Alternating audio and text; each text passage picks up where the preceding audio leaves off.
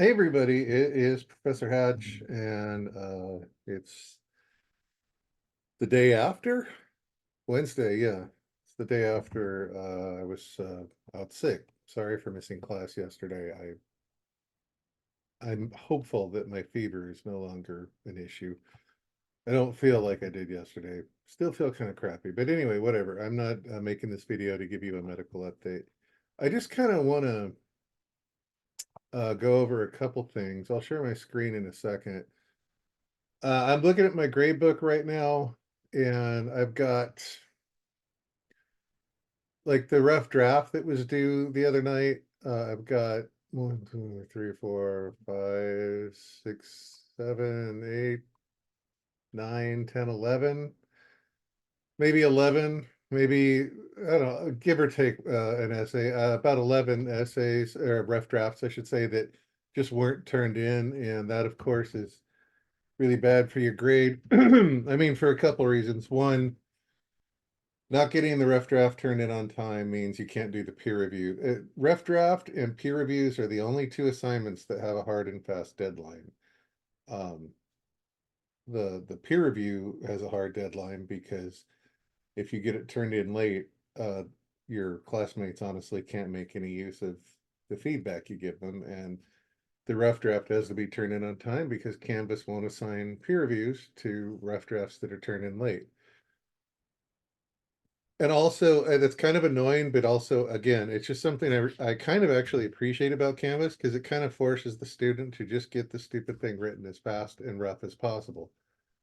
Rough drafts are not supposed to be good, they're not supposed to be finished. And I think a lot of people have this idea in their head that they're going to write the essay once and turn it in, and whatever grade they get is whatever grade they get. But writing, good writing, writing that gets you good grades, it's not like that. It's not a thing you do once. It's a process. You brainstorm some ideas, you come up with an outline. Certainly you have to for my class, but it's a good practice for all your future classes where you have to write essays. You write your rough draft, you look over the rough drafts, look for the weak spots, look for what can be improved, make a change, make revisions, make changes to it, and then turn in your final draft. My dog is looking at me like I'm a monster because I'm not rubbing her belly. So, yeah, there's just like, I don't know how many people we have in class right now. I want to say it's like 24, 25. It's close to half the class that didn't turn in a rough draft, and that just nukes your grade. Um, Even if you get the rough draft turned in this week, which great, I hope you do because I want you to have those points. Uh, that's still a zero for the peer review, and a zero just absolutely kills grades. So I just want to talk about that. And then related to that, also, I have looked at I've looked at the DLAs, and it's looking like the DLAs are not being turned in by a lot of people, not everyone, but and anyway, I've said this in class, but I'll say it here as well. If you are having a hard time finding an instructor at the virtual WRC to talk about your DLA with, come talk about the DLA with me after class. I will happily go over it with you, and I'll give you the points for the work done right then and there. But not turning in your DLAs, that's going to be something that hits people's grades hard. I'm going to be doing progress reports in a couple weeks, and yeah, if you're hoping for an A and you're not turning in the DLAs, I'm guessing you probably won't be getting an A. What the grade is, I don't know. Maybe a B, maybe a C. It just kind of depends on that. Depends on attendance. But speaking of attendance, also just remember that you know, missing 25% or more of the classes results in a drop of a full letter grade. So at the end of the semester, if you've missed 25% of the classes, and I'm counting the classes that you could have attended, not all of the classes. Like, I'm not counting the classes where I missed because I was ill, because that would be hugely unfair to you guys. But if you miss 25% or more of the classes at the end of the semester and you have like a 92 in the class, you're going to be getting a B still because your grade will drop due to attendance. And if you miss 50% or more, then you just can't pass the class.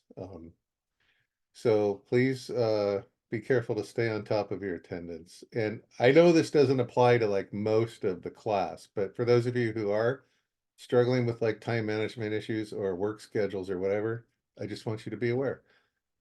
There's no judgment in any of this, by the way. I'm just going to be honest with you. Between taking care of my mom, between my illness yesterday, and all the other crap that's been going on, I think this is the second time I've been sick in the last 5 weeks. Um, I'm feeling overwhelmed. I still have a whole class of essays I need to get graded. Should have been graded last Sunday, and they're not. And here it is, it's Wednesday. So I'm feeling overwhelmed. If you're feeling that, I get it. You're in good company. Um, Lastly, I just want to say, in regard to grades and points and all that stuff, please remember to log your time for the WRC. It takes like 5 seconds. And if you get a zero, again, the zero just tanks your grade. So log your time at the WRC, please. If you don't, it's just going to mess up your grade.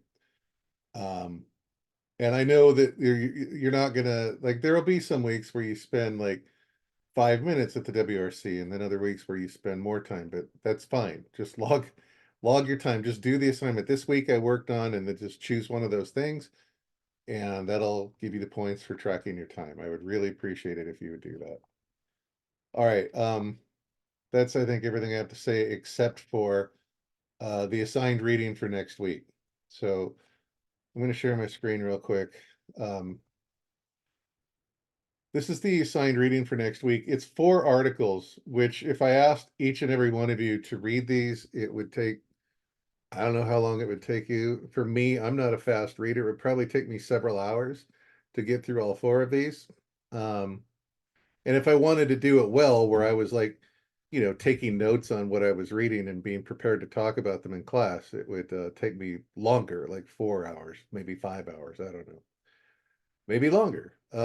Anyway, so the idea is I'm only asking you to read one of these articles, and I'm just assigning it randomly to people. So for this first article, The Cultural Genocide Against Armenians, I've assigned that to Andrea, Alex, Chloe, Drew, Gianna, Julia, and Joel.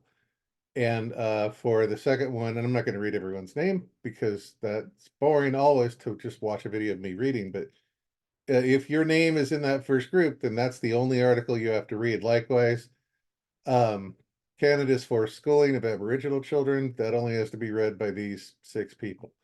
So you get the idea. Then obviously where it says video coming soon, this video will be there. But I think that's honestly everything I need to go over. As always, if you have questions, please. Sorry. Oh, I hate that.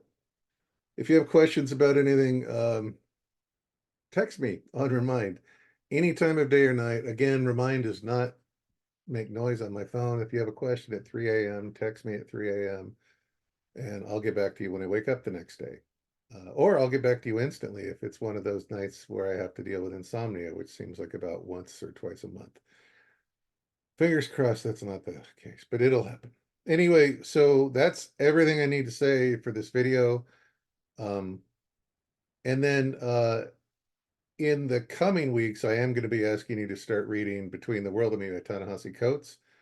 I would still like to read that and have some discussion, mostly because I think it's an excellent example of memoir writing and writing from the first person's perspective, which is, I'm okay with essays that are written in first person. And it'll also give us the opportunity to talk about various issues in this country, dealing with systemic racism and all sorts of other stuff. So yeah, that's that's about everything I have to say for this video. I'm going to shut up now. It's probably already gone on 12 minutes. That's my guess. 12 minutes. We'll see what the actual runtime is. All right. Thank you. I'll see y'all next week. Take care.